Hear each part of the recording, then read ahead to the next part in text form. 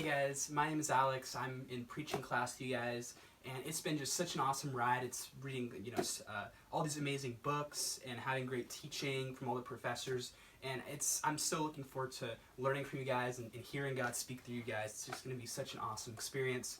And I'm so grateful to be able to have you guys and to go through this class with you guys. So blessings, and I hope, and I look forward to hearing from you guys through what you preach. But today, we're going to be talking about friendship, right? Friendship. And I just want us to think, before we get into the scripture, I just want to think, why are we friends with the people that we are? Why, maybe even going back to junior high days or high school days, like why did we pick those friends, right? Many of us pick for kind of weird reasons, like popularity, right? You might not say that, but like, man, I want to hang out with these people because they have a certain image, right? Or, because they're football players, because they're cheerleaders, or whatever that reason is. So I can have this image toward others. Maybe it's because they're kind of cool, right? Kind of same kind of image thing. Like I had I'm an intern at Saddleback in church in Lake Forest, and one of my junior high students said, "You're not cool because you don't wear Vans." Apparently that's a thing. I was wearing Converse, he was wearing Vans, and I'm not cool, so because of that. Maybe it's because they have cool stuff, right? Like you have those friends that they have like the really big pool, the basketball court, that sort of thing. The only reason I hang out with one of my friends is because he has a VR set. Like I can put this thing on and I feel like I'm there in that world, being Spider-Man, whatever it is. So that's the only reason I'm friends with him. I mean, it's cool that we also do life together and talk about Jesus. No, we're actually really good friends outside, but that's a cool thing. But we have a lot of different reasons, some bad, some good, for being friends. And today, we're going to talk about friendship with someone who many of us already know. Some of us have been walking with this friend for a while, and we say, man, this is going great, our friendship is great, and that's awesome. Maybe some of us feel like we're kind of going through the motions, though. Maybe it's like, man, I'm in seminary, I'm doing this stuff, I'm doing my work, but I don't feel the connection with God right now. Right? And maybe, hopefully this isn't the case, but maybe even some of you here are like, man, I don't know if I even have a friendship with Jesus. I don't know if I've ever even asked that. It's all been just kind of like do's and don'ts, but never like a personal relationship going on. Well, we're happy you're here, and let's just look at what Jesus says about friendship. If we go to John 15, verse 15, chapter 15, verse 15, that's where we're going to be reading from, just one verse. But there's so much there, and I just want us to really tune in to what God is trying to say to us. So John 15, verse 15, Jesus is talking to his disciples, and he says, "No longer do I call you servants, for the servant does not know what his master is doing. But I have called you friends, for all that I have heard from my Father I have made known to you." So just such a short verse, but there's so much there. There's so much there. Some context. Jesus is going toward his crucifixion. He is, talking to his disciples about such important themes as abiding in him, right? Bearing fruit, even dying, loving one another, dying for one another. And he has this very interesting verse about us not only being servants, but also being his friends. Now let's just think about what a servant was back then. So if we're going way back, 2,000 years ago, Roman culture, servant can actually be better translated slave. And when we think slave, let us not think about the horrific things that have happened throughout history, especially in Africa, where people were enslaved and treated harshly because of their skin color and thought to be inferior. That's not what slavery is thought to be back then. Slavery like that in Africa was horrific. It is, detestable to God. All human beings are created in his image, so let us not think of that. Slavery back then was more like, hey, I'm going to sell my time to you so I can work for you, but you can still see the sense of obedience there. Like it's a just kind of employer, even employee relationship, but if you're someone's slave, like you're still their time to them, like you're going to do whatever they tell you to do, right? Like you're not going to be like, I don't feel, like you're going to do what they're paying you for, right? As long as it's morally right. So that's more like what that meant back then. So when Jesus says, I call you servants, he's not saying that no longer do I just call you servants. Of course we are his servants. Of course we are his slaves, right? If he gave up his life for us and he died for us and he went to the cross and gave up his everything for us, of course we're going to obey him. If God predestined that we would be here, right now, breathing and in the world and having the life opportunities that we have, of course we're going to give our lives to him, right? That makes sense that we are his servants or slaves. But he takes it a step further. He says, I also call you friends. It can even be said, yes, Jesus is saying, yes, you are my servants, but first and foremost, I consider you my friends. That's just an amazing thought. Like, just think about that. I feel like we grew up, maybe a lot of you grew up in church, that's great, but we can easily kind of like skate past this. Take it for granted even. But think about that for a second. The God of the universe, Jesus, the Son of God, who's there when the universe was spoken into existence, the eternal Son of God. Bigger than the universe that is supposedly expanding more and more and more and more and will never stop. The God that's bigger than that. He wants to be my friend. He wants to be your friend. That's an amazing thought. We don't deserve that. It might make sense if God spoke the universe into existence and left. Many of you guys have heard of that, called deism, right? Where God kind of creates the universe, clockwork, it runs by itself, he leaves, he, I don't know, makes a sandwich, kicks up his feet, watches some Netflix, something like that. But he doesn't care about us, right? He doesn't care about our affairs. I mean, there's all these wars, there's all these, just look at 2020. 2020 was horrible. I mean, it makes sense after a year like that. God's like, okay, I'm out, I'm done, right? There's just weird and evil stuff that goes on. It makes sense if God didn't care. Or maybe if we were perfect, right? And by the way, none of us are perfect, except Jesus, but all of us, others of us aren't perfect.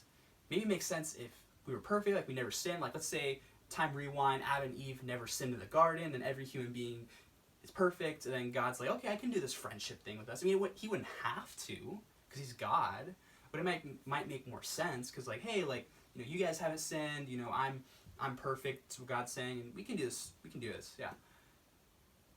But we're not perfect. We are sons of wrath and daughters of wrath naturally. But in this circumstance of every human being fallen short of the glory of God, destined for eternal damnation, Jesus steps into that. He becomes incarnate, and he says to us, not only do I care about you, that would be enough. Not only do I love you, that would be enough too. But he says, I want to be your friend. I call you my friend. I don't know if you've seen the difference between that, but I don't know if this is going to make sense, but when you say, I love you, I mean, that's obviously very powerful, but it can also come off a little bit religiously, like cliche, like, oh, I have to love you because, it's my duty as a Christian kind of thing. But Jesus actually likes you. Like, he doesn't just love you. Of course he loves you, but he likes you. He wants to hang out with you. He wants to be with you in everything that you do. The God of the universe, while you're doing your day-to-day job, is like, hey, I want to hang. Like a friend. We are his friends. That's what he's saying here. That's astounding. That should flip your life upside down and just make it never the same again. That's the kind of intimate connection he wants with us. Our lives are better, infinitely better with Jesus, because he is our best friend. He's the best friend that we could ever have. And it doesn't even come close. I want you to think about your best friend. And it's probably a great person. Great qualities, but Jesus infinitely surpasses that in every single quality, because that's who he is. He wants to be that for you as well. And how does he show us his friendship? He doesn't just say it, but he says we get some perks with that, right? He says, I have called you friends. For all that I have heard from my Father, I have made known to you. So let's just think about that real quick. When Jesus was ministry on earth, right? He could do everything himself, right? He could. I don't know if you guys have seen Teletubbies. I mean, some of you guys have, you're like, why are you bringing up Teletubbies? I grew up with Teletubbies. Some of you guys probably did. I don't know if you guys remember that. But it was this kind of weird show. I don't know if you ever watched something but where like it was like that was cool then, but now it's like what the heck was I watching? Like that was kind of my reaction to Teletubbies now. They look really weird. They changed them now, which is kind of weird. But so they have like TVs on their stomachs. There's 4 of them, but there's this sun that comes up and has a baby face. And again, it's kind of freaky. I actually have a picture of it right here. So I don't know if you can see this, but that's the little baby. You can see there's a sun. So at random parts in the so you can see one last time. So at random parts, there's this sun that comes up and has a baby face, and like everyone sees it, they all stop and look at it. It's like, I think sometimes, like, what if there's so many people that say like, man, if God just showed himself, or man, if Jesus just was a 70-foot Jesus was right in front of me, I would believe. Like, Jesus could do that if he wanted to. He could be like the Teletubbies' son, except obviously not a baby, but he could just rise, like, and you could just see him, whatever that looks like, and we'd probably all melt if we actually saw him, but we could see the face of Jesus in the sun and be like, he's real. All the agnostics, all the atheists could just see him and be like, I was wrong. He could do that, but he doesn't. Why? Because he looks at you and he says, you are my better plan. I could do that, but you're my plan. See, God has this, and Jesus has this amazing plan since the beginning of the world to gather people to worship himself. We see that in Revelation. Every tribe, nation, tongue, worshiping him in their own languages forever and ever. Right? That's the goal. That's where history is going toward. And he's gathering people right now, even right now. And he says, I want to use you in that. He did the same thing when he was on earth. Jesus could have done all the ministry himself. He could have healed everyone. He could have prophesied to everyone. He could have shared the gospel with everyone. He could have done everything himself. But no, what did he do with his disciples? He had them baptized with him to the point where they baptized more people than he did. They had them go into the villages, right, and heal and prophesy. Jesus had them love, right? And you see that in the book of Acts where the disciples even carry on the ministry with the Holy Spirit in them. And that's why Jesus gives us his Holy Spirit, so that we can carry on his mission. But that's how he shows his love for us. He's like, I'm not just going to say you're my friend. I'm going to prove you are my friend by involving you in the most important mission on earth. Right? So you're not just servants. You are also my friends, and this is how I'm going to show it to you. That's an amazing God. That's an amazing opportunity. Right? That we get to take part in his mission with him. Our lives are infinitely better with Jesus because he is our best friend. There's nothing you can do to separate him from you. His love is just, we can't even comprehend it. We can't even comprehend it. There's nothing, he will never leave you nor forsake you. Imagine that behind me, they have a screen, and on it they play every single moment of your life. Imagine that. Wouldn't that be scary? Not only all the good things that you've done, but the things that you've never told anyone.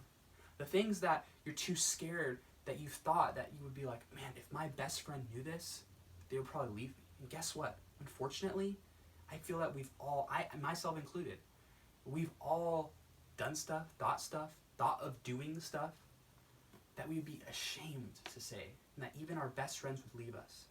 But you want to know the amazing thing? Jesus has seen that movie of your life to this point. Not only that, he's seen the movie of the rest of your life. Every single wrong thing you ever done, thought, or said that no one else has. And he still chooses to love you. He still chooses to be your friend. He's still holding out his hand saying, I want to be your friend, and I want to walk with you through everything in your life, because he is truly the best friend that we could ever have. And I just want you to meditate on that and think about that. I want to share a little bit of my own personal testimony. I did not grow up a Christian. I grew up in a non-Christian household, did not go to church. My parents got divorced when I was like 10. And one of the hardest things for me to do was to make friends. Honestly, I feel like I knew people and they kind of knew me, but no one ever really knew me.